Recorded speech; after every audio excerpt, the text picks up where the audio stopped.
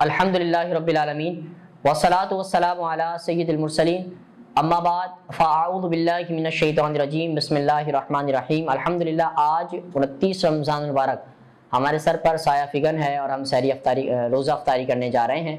अल्हम्दुलिल्लाह रमज़ान मुबारक का महीना अपनी रहमतें बरकतें लुटाकर रुखसत होने की तरफ आ गया है और अल्हम्दुलिल्लाह हमने पूरे माह रमज़ान बहुत कुछ सीखा, अमल भी किया, नॉलेज हासिल की।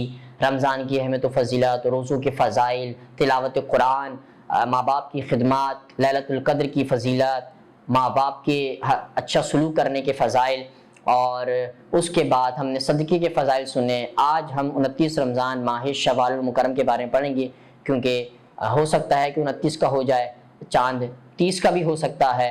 तो आज हमने सोचा कि आपको शव्वाल यानी ईद का जो महीना कहलाता है, रमज़ान के बाद का जो महीना आता है, उसके बारे में और उसके जो 6 रोज़े होते हैं और शव्वाल की अहमियत के बारे में हम आपको कुछ नज़र कर दें। अल्लाह करीम ने कुरान पाक में इरशाद, बेशक महीनों की गिनती अल्लाह तबारक व तआला के नज़दीक 12 महीने हैं अल्लाह ताला की किताब में।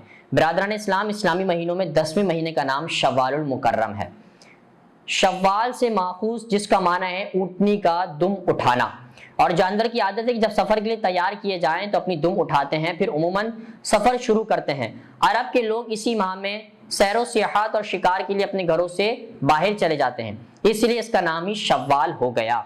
इस माह की पहली तारीख को ईद होती है, जिसे हम ईद उल फित्र भी कहते हैं। ये माह मुकर्रम हज के महीनों में से पहला महीना है।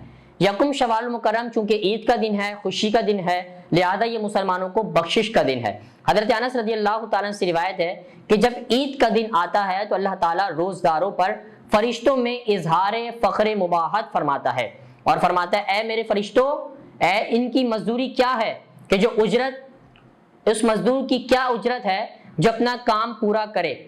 फिर फरिश्ते अर्ज करते हैं कि ए हमारे रब, इसकी जजा ये है कि इसे पूरी मजदूरी दी जाए।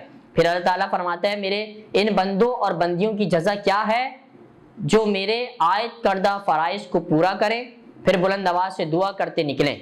मुझे अपनी इज्जत व जलाल और अपने करम और उलूए मर्तबत और रिफत मकाम की कसम है, मैं ज़रूर इनकी दुआ कबूल फरमाऊंगा। फिर फरमाता है, जाओ, मैंने तुम्हारे गुनाहों को माफ़ फरमा दिया है, तुम्हारे गुनाहों को नेकियों में तब्दील कर दिया है। हज़रत अनस रज़ियल्लाहु ताला फरमाते हैं, बस वो बख्शे हुए वापस घर को लौटेंगे। यकुम शव्वाल ईद का दिन है, यकुम शव्वाल गुनाहों से मुआफ़ी का दिन है, यकुम शव्वाल को शहद की मक्खी को शहद बनाने का इल्हाम हुआ था, यकुम शव्वाल को अल्लाह तबारक व तआला ने जन्नत को पैदा फरमाया था, यकुम शव्वाल को अल्लाह ताला ने दरख्ते तूहा पैदा फरमाया था, यकुम शव्वाल को जिब्राइल अलैहिस्सलाम को वही के लिए मुंतखब किया गया, यकुम शव्वाल को फिरौन के बाद जादूगरों को ताइब होना नसीब हुआ था, यकुम शव्वाल मुकर्रम को नमाज से ईद से कबल हिजामत बनवाना सुन्नत है, मिसवाक करना सुन्नत है, नाखून तरशवाना सुन्नत है, गुस्ल करना सुन्नत है, अंगूठी पहनना सुन्नत है, नमाज फजर मस्जिद में अदा करना सुन्नत है, खुशबू लगाना सुन्नत है, ईदगाह में जल्दी जाना सुन्नत है और सुबह मीठी चीज़ खाना सुन्नत है, ईदगाह में पैदल जाना सुन्नत है, सदका फितर ईद से कबल अदा करना सुन्नत है और एक रास्ते से जाना और दूसरे रास्ते से वापस आना सुन्नत है। बिरादरान इस्लाम, रमज़ान मुबारक के बाद शव्वाल मुकर्रम के 6 रोज़े रखने का बहुत बड़ा सवाब है। हुज़ूर सय्यदुल आलमीन सल्लल्लाहु अलैहि वसल्लम का इरशाद है कि मन सामा रमज़ाना सुम्मा तबाहु सित्तम मिन शव्वाल काना कसियामुल दहर।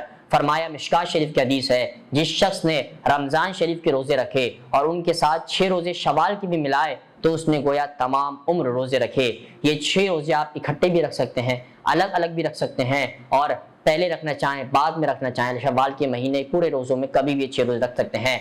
दुआ है अल्लाह तबारक व तआला हमें शव्वाल मुकर्रम के भी रोज़े रखने की तौफीक अता फरमाए। जिस तरह हमने रमज़ान मुबारक बड़े अदब व एहतराम के साथ और नहायत फजीलत के साथ गुजारा, हमें चाहिए कि ईद आते ही अल्लाह का शुक्र भी अदा करें और खुशी का दिन में खुश हों, अल्लाह तबारक व तआला का शुक्र अदा करते हुए इसको गफलत में ना गुजारें, खुशी के तौर पे मनाएं, सब कुछ करें, लेकिन अल्लाह तबारक व तआला की नाराज़गी वाले काम न करें। अल्लाह रसूल के उन अहकामात को भी मद्देनज़र रखें जो अल्लाह तबारक व तआला ने हमारे ऊपर नाफिज किए हैं। शरीयत की हद में रह के तमाम काम करें, खुशी को जाहिर करें। खुशी जब ईद का रोज़ा हराम करार दिया कि पूरे महीने का अल्लाह तबारक व तआला के जब मुताबिक अपने नफ्स को मारा है, अब खुशी का दिन है, खुशी को जाहिर करो, खाओ पियो, कोई मसला नहीं है, घूमो फिरो, लेकिन शरीयत की हद में रह के और अल्लाह तबारक व तआला के जो अहकाम है उनकी हुदूद में रहकर अल्लाह तबारक व तआला हमें शव्वाल की भी अहमियत को समझने की तौफीक अता फरमाए और इनके भी रोज़े रखने की हमें तौफीक अता फरमाए। वमा अलैना इल्लल बलागुल मुबीन।